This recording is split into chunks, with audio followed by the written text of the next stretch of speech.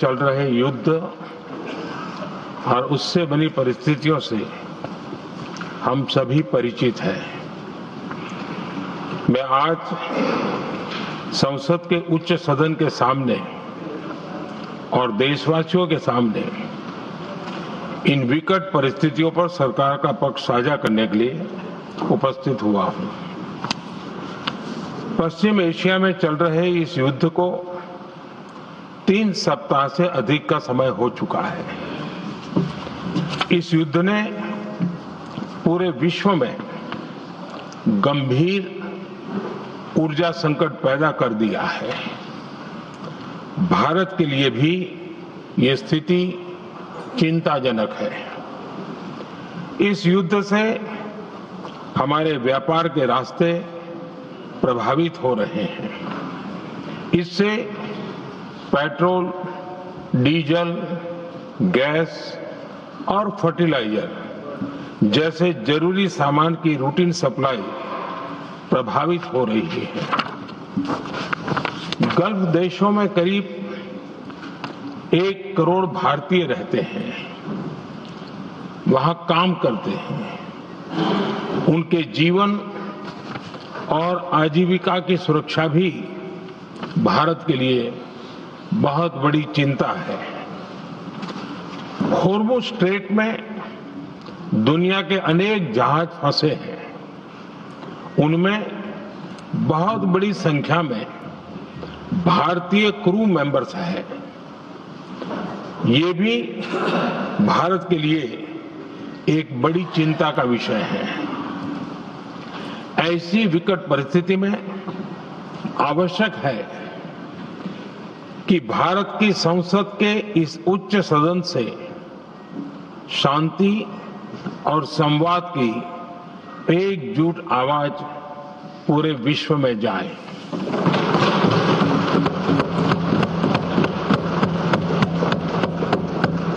सभापति जी, युद्ध की शुरुआत के बाद से मैंने पश्चिम एशिया के ज्यादातर देशों के राष्ट्राध्यक्षों के साथ 2 राउंड फोन पर बात की है। हम गल्फ के सभी देशों के साथ लगातार संपर्क में हैं। हम ईरान, इजराइल और अमेरिका के साथ भी संपर्क में हैं। हमारा लक्ष्य डायलॉग और डिप्लोमेसी के माध्यम से क्षेत्र में शांति की बहाली का है। हमने डी एस्केलेशन और हॉर्मुज स्ट्रेट खोले जाने पर भी उनसे बात की है। कमर्शियल जहाजों पर हमला और हॉर्मुज स्ट्रेट जैसे अंतर्राष्ट्रीय जलमार्ग में रुकावट अस्वीकार्य है। भारत ने नागरिकों पर, सिविल इंफ्रास्ट्रक्चर पर, एनर्जी और ट्रांसपोर्ट से जुड़े इंफ्रास्ट्रक्चर पर हमलों का विरोध किया है। भारत डिप्लोमेसी के जरिए युद्ध के इस माहौल में भी भारतीय जहाजों के सुरक्षित आवागमन के लिए सतत प्रयास कर रहा है। भारत ने इस समस्या के समाधान के लिए संवाद का ही रास्ता सुझाया है। इस युद्ध में किसी के भी जीवन पर संकट मानवता के हित में नहीं है। इसलिए भारत का सतत प्रयास सभी पक्षों को जल्द से जल्द शांतिपूर्ण समाधान के लिए प्रोत्साहित करने का है। सभापति जी, संकट की स्थिति में देश विदेश में भारतीयों की सुरक्षा हमारी बहुत बड़ी प्राथमिकता है। युद्ध शुरू होने के बाद से लेकर अब तक 3,75,000 से अधिक भारतीय सुरक्षित भारत लौट चुके हैं।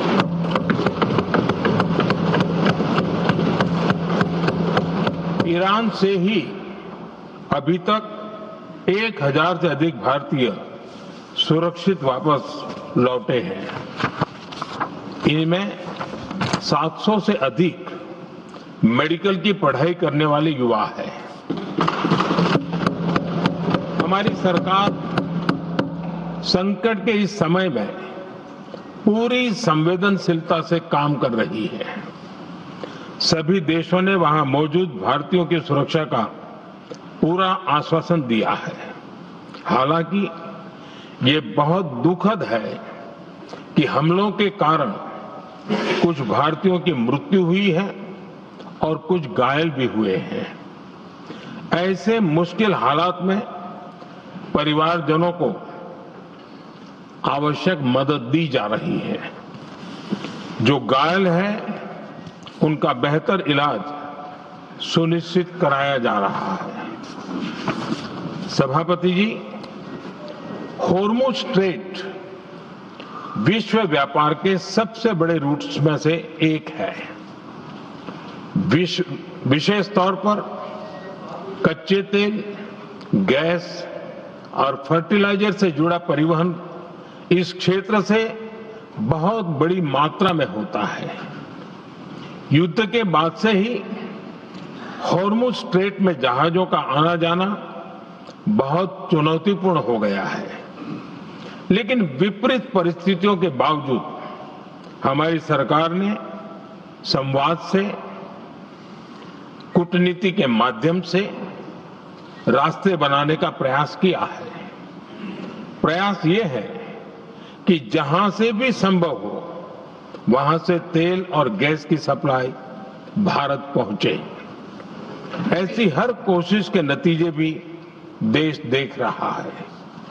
बीते कुछ दिनों में दुनिया के अनेक देशों से कच्चा तेल और एलपीजी से भरे जहाज भारत आए हैं।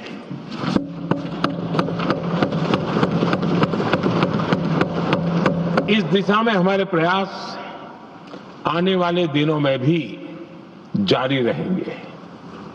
सभापति जी, भारत का प्रयास है कि तेल हो, गैस हो, फर्टिलाइजर हो, ऐसे हर जरूरी सामान से जुड़े जहाज भारत तक सुरक्षित पहुंचे। लेकिन इस युद्ध से बनी वैश्विक परिस्थितियां अगर लंबे समय तक बनी रहती है तो गंभीर दुष्परिणाम तय है। इसलिए भारत ने अपनी रेजिलियंस बढ़ाने के लिए जो भी प्रयास बीते वर्षों में किए हैं, उनको और गति दे रहा है।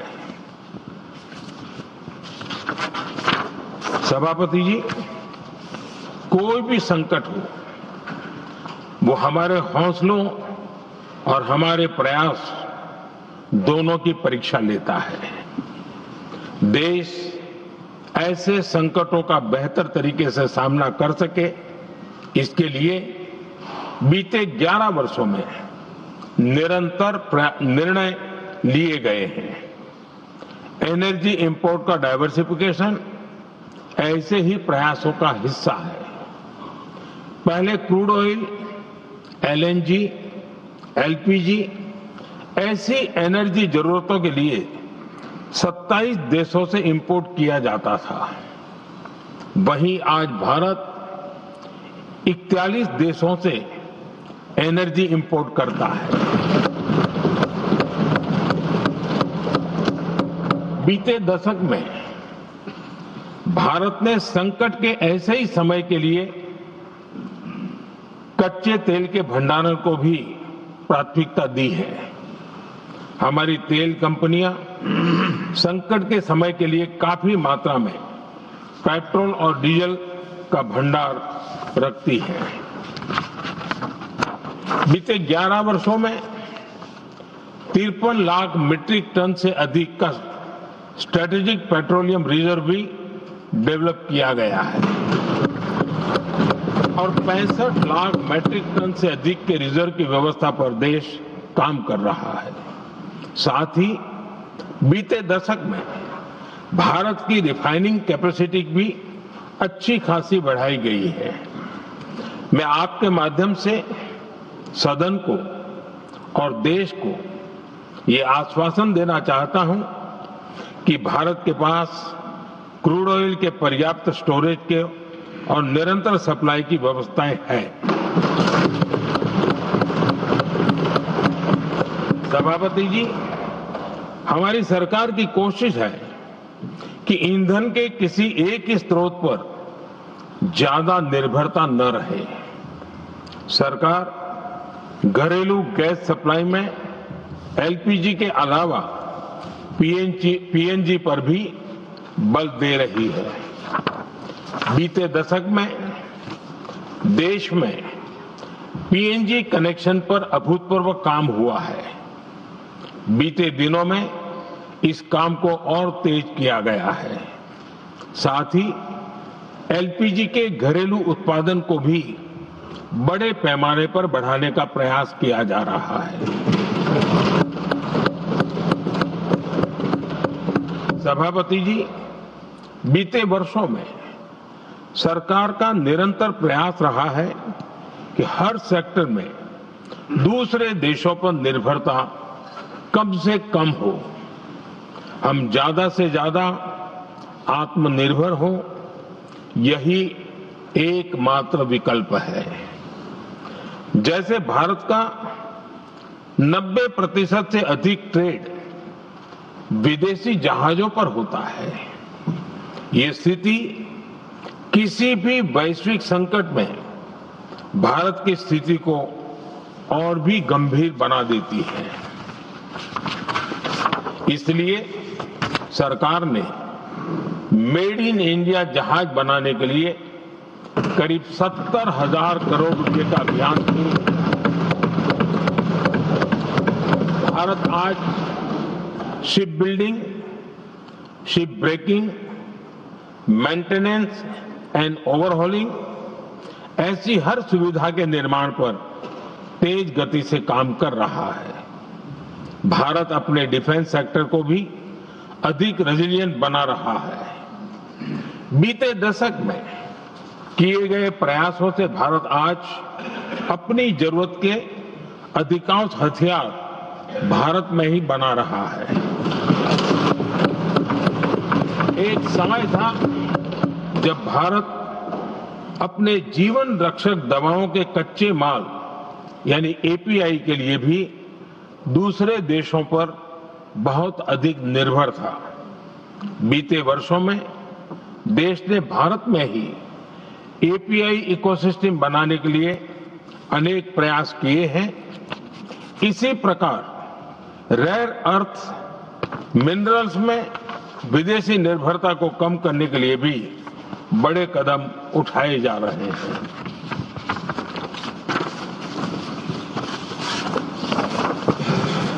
आदरणीय सभापति जी, वर्तमान संकट ने पूरी दुनिया की इकोनॉमी को हिला दिया है। अभी तक पश्चिम एशिया में जो नुकसान हुआ है उससे रिकवर होने में भी दुनिया को बहुत समय लगेगा। भारत पर इसका कम से कम दुष्प्रभाव हो, इसके लिए निरंतर प्रयास किए जा रहे हैं। हमारी इकोनॉमी के फंडामेंटल्स मजबूत हैं और सरकार पल पल बदलते हालात पर नजर रखे हुए है। सरकार इसके शॉर्ट टर्म, मीडियम टर्म और लॉन्ग टर्म ऐसे हर प्रभाव के लिए एक रणनीति के साथ काम कर रही है। भारत सरकार ने एक इंटर मिनिस्ट्रियल ग्रुप भी बनाया है। ये ग्रुप नियमित मिलता है और हमारे इंपोर्ट एक्सपोर्ट में आने वाली हर दिक्कत का आकलन करता है और ये ग्रुप आवश्यक समाधान पर भी निरंतर काम करता रहा है।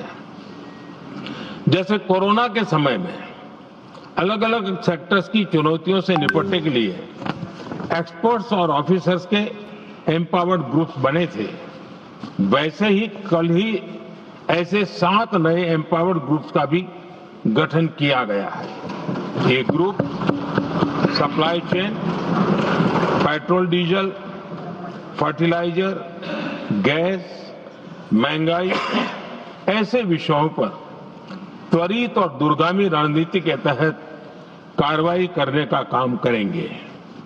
मुझे पूरा भरोसा है कि साझा प्रयासों से हम परिस्थितियों का बेहतर सामना कर पाएंगे। आदरणीय सभापति जी, सरकार ये भी प्रयास कर रही है कि आने वाले बुआई के सीजन में किसानों को पर्याप्त खाद मिलती रहे। सरकार ने खाद की पर्याप्त सप्लाई के लिए आवश्यक तैयारियां की हैं। सरकार का निरंतर प्रयास है कि किसानों पर किसी भी संकट का बोझ न पड़े। मैं देश के किसानों को फिर आश्वस्त करूंगा कि सरकार हर चुनौती के समाधान के लिए उनके साथ खड़ी है।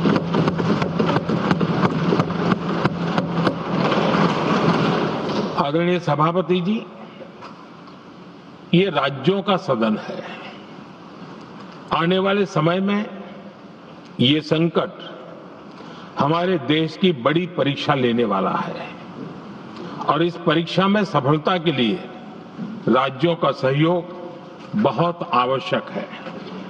इसलिए इस सदन के माध्यम से मैं देश के सभी राज्यों की सरकारों से भी कुछ आग्रह करना चाहता हूं। संकट के समय गरीबों पर, श्रमिकों पर, प्रवासी साथियों पर बहुत बुरा असर पड़ता है। इसलिए पीएम गरीब कल्याण अन्न योजना का लाभ समय पर मिलता रहे, ये सुनिश्चित करना होगा। जहां प्रवासी श्रमिक साथी काम करते हैं, उनकी परेशानियों को दूर करने के लिए प्रोएक्टिव कदम उठाए जाएं। ऐसी स्थितियों पर नजर रखने के लिए राज्य सरकारें विशेष व्यवस्थाएं करें तो इससे काफी सुविधा होगी। राज्य सरकारों को एक और चुनौती पर भी बहुत अधिक ध्यान देना होगा। ऐसे समय में कालाबाजारी करने वाले, जमाखोरी करने वाले बहुत एक्टिव हो जाते हैं। जहां से भी ऐसी शिकायतें आती हैं, वहां त्वरित कार्रवाई होनी चाहिए। जरूरी चीजों की सप्लाई निर्बाध चलती रहे, ये सुनिश्चित करना हर राज्य की प्राथमिकता होनी चाहिए। आदरणीय सभापति जी, मैं सभी राज्य सरकारों से एक अनुरोध और करना चाहता हूं। संकट चाहे कितना भी बड़ा हो, भारत की तेज ग्रोथ बनाए रखना हम सभी का दायित्व है। हमें इसके लिए हर जरूरी कदम, हर जरूरी रिफॉर्म्स तेजी से करते रहने होंगे। ये राज्य सरकारों के पास बहुत बड़ा अवसर भी है। ये टीम इंडिया की भी बहुत बड़ी परीक्षा है। कोरोना के महासंकट में केंद्र और राज्यों ने टीम इंडिया बनकर कोविड मैनेजमेंट का एक बेहतरीन मॉडल सामने रखा था। अलग अलग पॉलिटिकल पार्टी की सरकारें होने के बावजूद टेस्टिंग, वैक्सीनेशन से लेकर जरूरी चीजों की आपूर्ति टीम इंडिया के प्रयासों से ही सुनिश्चित हो पाई थी। हमें उसी भावना के साथ आगे भी काम करना है। सभी राज्य सरकारों और केंद्र सरकार के प्रयासों से देश इस गंभीर वैश्विक संकट का प्रभावी रूप से सामना कर पाएगा। आदरणीय सभापति जी, ये संकट अलग प्रकार का है और इसके समाधान भी अलग प्रकार से ही तय किए जा रहे हैं। हमें धीरज के साथ, संयम के साथ, शांत मन से हर चुनौती का मुकाबला करना है। आदरणीय सभापति जी, जैसा कि हम देख रहे हैं कि इस युद्ध को लेकर पल पल में हालात बदल रहे हैं, इसलिए मैं देशवासियों से भी कहूंगा कि हमें हर चुनौती के लिए तैयार रहना ही होगा।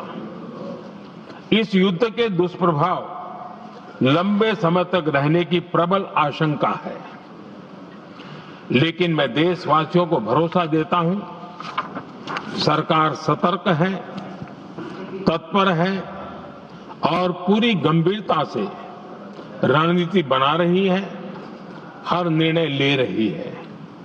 देश की जनता का हित हमारे लिए सर्वोपरि है। यही हमारी पहचान है, यही हमारी ताकत है।